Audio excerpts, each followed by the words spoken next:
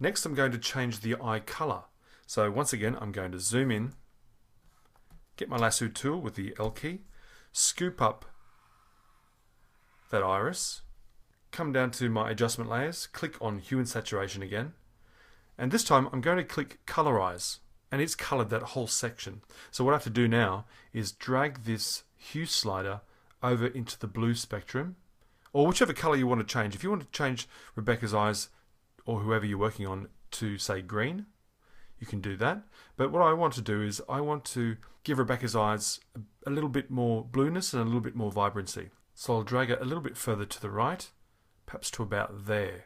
Now once again I want to get rid of that harsh mask, which if I option click on the mask you can see that's it there. So what I'll do is, with black is currently my foreground color, so I hit option delete to fill my foreground color into my mask, back onto my brush tool with the B key, back to 100%, 00, hit X to flip white back to my foreground color, and I'm going to paint that blue over the iris.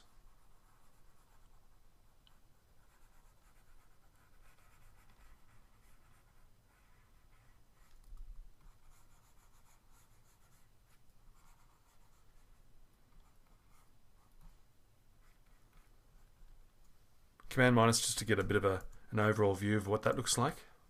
Now we're getting there, but it still looks a little over the top, a little too saturated and a little too unrealistic. So in that case, all you have to do is reduce your opacity a little bit so it's not quite so full on. And I've just reduced it to about 70%. Now I'm just going to quickly jump in and whiten the eyes and change the eye color of Rebecca's right eye.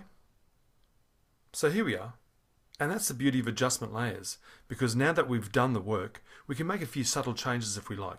For example, I'm not entirely happy with the color of these eyes, so what I'm going to do is come up to my hue slider with right layer selected, and I'm just going to pull the slider a little bit further into the blue end of the spectrum, and the eyes are just a tad bluer, and I like the look of that.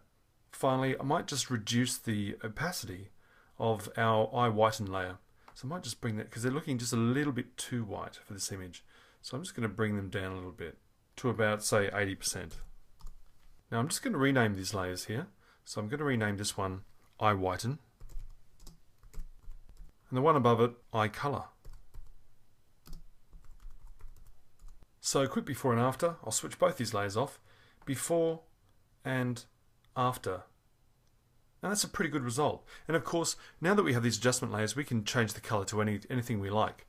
So with my eye color layer selected, I can, for example, move the hue slider over to our, say, orange side of the spectrum, orangey brown, and bring my lightness all the way down, so I'm darkening it.